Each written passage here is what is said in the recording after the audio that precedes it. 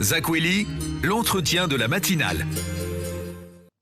Et avec nous, donc, Mansour Kamardine, député sortant, candidat LR aux élections législatives, toujours dans la 2e circonscription. Et il a comme suppléant Fazianti Djoumoua Tsimpou. Bonjour Mansour Kamardine et merci d'avoir répondu à notre invitation. Bonjour et merci à vous aussi de m'avoir invité à ce débat. Le plus expérimenté des candidats selon certaines presses, aussi parce que vous avez déjà plusieurs mandats à votre actif. Alors pourquoi encore renouveler une candidature, Mansour Kamardine ? Est-ce qu'il y a un test qui dit que lorsqu'on a été maire, on a été conseiller départemental, on a été député, on n'a pas le droit de demander à être renouvelé? Je ne l'ai pas lu dans tous les tests que j'ai pu lire. Je ne l'ai pas lu et puis je crois que dans l'état actuel où se trouve Mayotte, nous avons besoin effectivement d'expérience parce que nous sommes dans des moments de turbulence forte. Nous aurons l'occasion d'en parler et nous aurons besoin donc des gens expérimentés, des gens qui sont suffisamment assis, qui n'attendent rien à titre personnel, si ce n'est se mettre au service de la population. Le président de la République reste Emmanuel Macron. Vous risquez de vous retrouver dans le même schéma que lors du mandat précédent. Rester donc dans l'opposition, est-ce que cette situation n'a pas été gênante? Est-ce que vous êtes tenté de rejoindre la majorité cette fois-ci? Franchement, Andy, je ne vois pas l'intérêt d'une telle question, très honnêtement. Ah si, parce que on nous a... Je vous le dis. Allez-y, développez, je vous... Je le sais. Oui, allez-y. Je ne vais pas m'éterniser sur ce point, puisqu'effectivement, je l'ai démontré de 2017 à 2022, qu'heureusement, nous avions Mansour Kamardine comme élément de l'opposition. Je vais vous rappeler simplement, ou rappeler aux Mahorais la vérité de la situation, une vérité factuelle. De 2012 à 2017, nous avons eu 4 parlementaires. Des 4 parlementaires, 3 étaient dans la majorité. De 2017 à 2018, nous avons eu également 4 parlementaires, dont 3 de la majorité. Si vraiment appartenir à une majorité était une condition suffisante pour construire Mayotte, je crois que la question ne se poserait pas. Aujourd'hui, parce que les 3 parlementaires de la majorité auraient déjà résolu les problèmes de Mayotte. Donc vous voyez bien que la situation, c'est pas celle-là. Enfin, cependant, il y a beaucoup de LR qui ont rejoint ce gouvernement. Il y a des ministres anciens LR, des amis à vous c'était déjà dedans. Le cas. Est-ce que, justement, pourquoi est-ce que vous n'êtes pas du tout tenté à faire ce pas, comme certains, comme même l'ancien président Nicolas Sarkozy, qui ne cache pas le fait qu'il soit proche ou en tout cas s'entend bien avec Emmanuel Macron? La question, et ce sera la dernière sur ce point, la question qui est posée, ce n'est pas celle de savoir si on est dans la majorité ou pas. La question est de savoir comment défendre l'intérêt de Mayotte. Je l'ai démontré, en 2017, j'aurais été dans la majorité. Probablement aujourd'hui, la feuille de route mortifère que nous avons connue serait mise en œuvre. Parce que justement, j'avais ma liberté de ton, ça m'a permis d'appeler les Mahorais, l'attention des Mahorais, de les sensibiliser sur le risque pris avec cette fameuse feuille de route. Les Mahorais sont venus en masse à Mamoudzou pour exiger le retrait de cette feuille de route. La feuille de route était retirée. J'aurais été probablement dans la majorité. Je ne serais pas amené à hausser le ton quand on a connu le Covid, où on avait prévu, mais les gens oublient vite, on ne nous avait même pas programmé dans la vaccination. On avait programmé que les... Comment on appelle ça? Que les doses de vaccination seraient transportées ici dans des glacières par Aérostral, voyez, à partir de La Réunion. Voyez-vous, tout était fait, et pendant très longtemps, pour que nous soyons toujours sous la coupe de La Réunion. Et heureusement, je pense que j'étais là avec d'autres, notamment l'opinion publique mahoraise, pour exiger que Mayotte soit traitée au même pied d'égalité que les autres. Et donc, je n'ai pas vocation, je vous le dis très sincèrement, je n'ai pas vocation à aller dans une majorité, j'ai vocation à soutenir des projets. À chaque fois que le projet concerne Mayotte et qu'il va dans le bon sens, je l'ai soutenu. Et je continuerai à le faire. À chaque fois que les projets iront dans le mauvais sens et dans est contraire aux intérêts de Mayotte, il faut que j'ai cette liberté de ton de les dénoncer et de prendre les Mahorais à témoin. Et c'est ce qui nous a permis, finalement, de nous projeter. Regardez, on a 4 parlementaires. Vous les aviez entendus s'exprimer dans tel ou tel sujet quand Mayotte était en cause?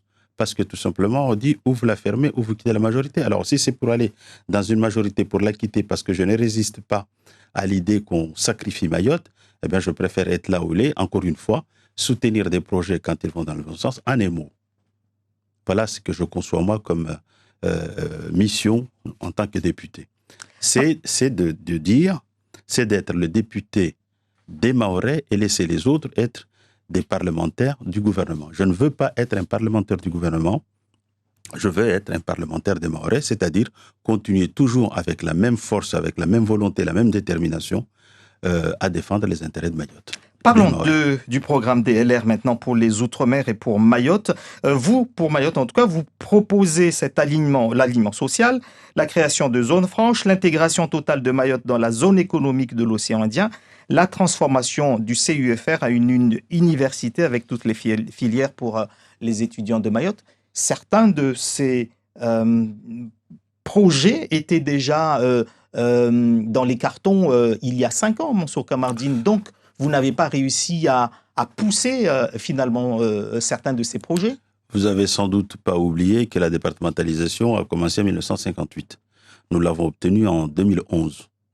Si au premier rejet, on se disait on ne l'aura pas et donc il faut changer de braquet et faire autre chose, je crois que ça fait longtemps qu'on ne serait pas français. Et donc la détermination, l'engagement, Rahachir, il faut aller toujours.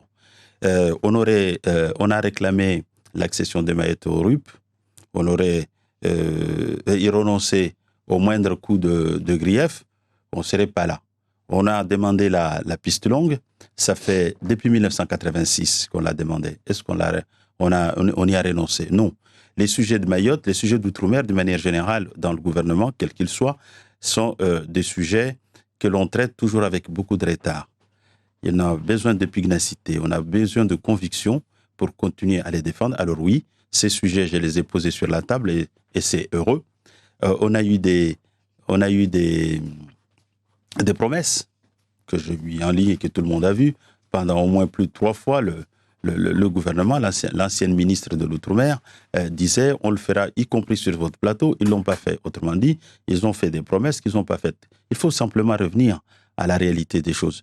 Un député ne réalise rien. Un député propose. Mais si le député ne propose pas, personne d'autre ne le proposera. Notamment quand on est dans un territoire comme le nôtre, où tout est en retard, où tout est à faire, où tout est singulier et rien n'est comparable à ce qui se passe ailleurs. Eh bien, on a besoin d'abord des gens qui connaissent le terrain, des gens qui ont des solutions, des propositions à faire et de formuler ces propositions pour qu'elles soient entendues.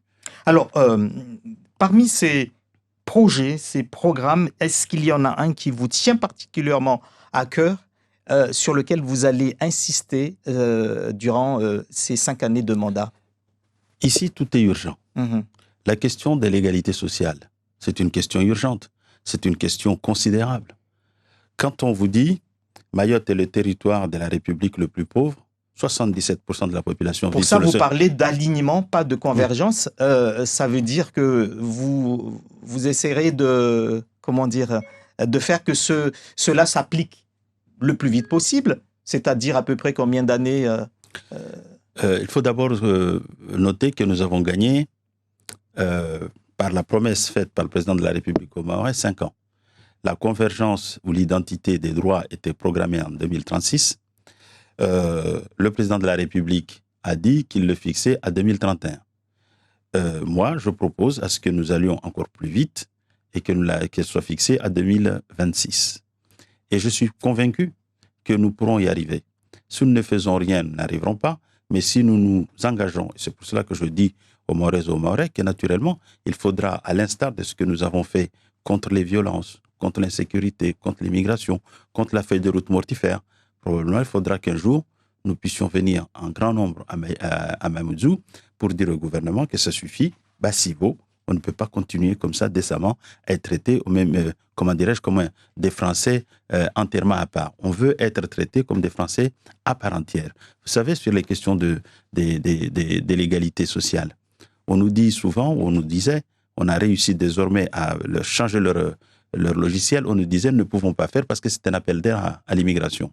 Sauf que quand on regarde, la Guyane a les mêmes problèmes migratoires et l'égalité sociale est faite. En réalité, c'est parce que tout simplement, nous avons encore des gens dans la haute stratosphère administrative française, des gens qui considèrent que Mayotte vient quémander. Nous ne venons pas quémander, nous ne venons pas mendier. Nous sommes des Français, nous venons simplement exiger le même traitement pour tous. Et pour nous cela, ne demandons ni plus ni moins.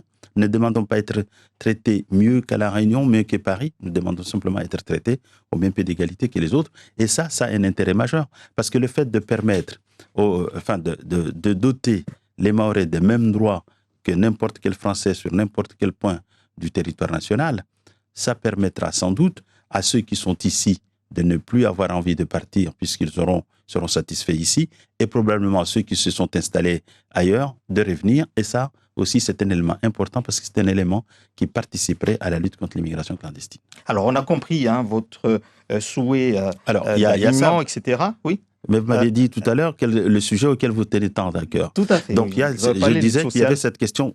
Ça, je pense que si vous voulez qu'on revienne dans les détails, je reviendrai. Mais à mon avis, ça, c'est déjà fait. Le deuxième sujet, moi, qui me tient tant à cœur, c'est tout ce qui a trait au développement durable. Le développement durable, c'est quoi? Ce sont les infrastructures. Nous avons, je disais que c'est depuis 1986, c'est-à-dire plus de 40 ans, que nous réclamons la piste longue. Eh bien, il faudra que cette piste longue soit faite. Donc, il faudra que nous continuions à appuyer là où ça fait mal pour qu'on obtienne cette piste longue. S'il s'agit aussi des questions des routes. Pour venir de Sada ici, c'est-à-dire faire finalement 25 km, j'ai dû quitter mon domicile à 4h30 du matin. C'est pas une vie. Ainsi de suite. Tous nos fonctionnaires, tous les agents, les salariés de ce territoire souffrent des mal, notamment des pieds et autres. Pourquoi? Parce qu'ils passent tout leur temps dans les embouteillages. Et donc, c'est demain une grosse difficulté de santé publique. Et donc, il faut qu'on arrête ces situations. Les routes ont été faites, ont été conçues pour appréhender la circulation, le flux de la circulation des véhicules il y a 40 ans. Il y a 40 ans, il y avait probablement moins de milliers de véhicules. Aujourd'hui, il y a plus de 100 000 véhicules à Mayotte. Nous avons besoin, effectivement. Donc, les infrastructures, c'est aussi la question du port, c'est aussi la question universitaire, c'est aussi la question de l'hôpital universitaire. Bref, Mayotte doit être dotée de ces infrastructures nécessaires à son développement durable, mais c'est aussi, à travers tout ça, aussi les questions liées à l'environnement. Alors, Mansour Kamardine, pour y arriver, vous avez dit tout à l'heure, il faudrait que tous les Mahorais se lèvent, vous poussent, etc. Mais les Mahorais souvent, élisent des représentants pour cela. Il y aura 2 députés, on a déjà un président du conseil départemental, il y a également 2 sénateurs. On entend souvent qu'il faut que les élus mahorais soient unis. Que pensez-vous de cela? Est-ce que pour le prochain mandat, il est important que ces parlementaires, ces élus mahorais soient unis à Paris pour défendre, pour pousser cela? Ou vous vous dites, de toute façon, les 5 dernières années, on a montré un autre visage, on a quand même avancé? Alors, d'abord, je veux vous dire, vous avez vu, y compris des présidents de la République qui ont défilé dans des manifestations. Donc, manifester, ce n'est pas interdit, ce n'est pas anachronique, c'est l'expression, je dirais, démocratique que nous connaissons en France. Donc, il faudra que nous continuions à mobiliser. La deuxième chose, vous me demandez, il faut parler d'une voix. Oui. Eh bien, la dernière mandature, sur bien des sujets, nous avons parlé d'une voix. Nous avons signé notamment des lettres, les 4 parlementaires, le président de l'association des maires, le président du conseil départemental, pour signaler les situations de Mayotte. Ça, sans doute, il faudra le considérer.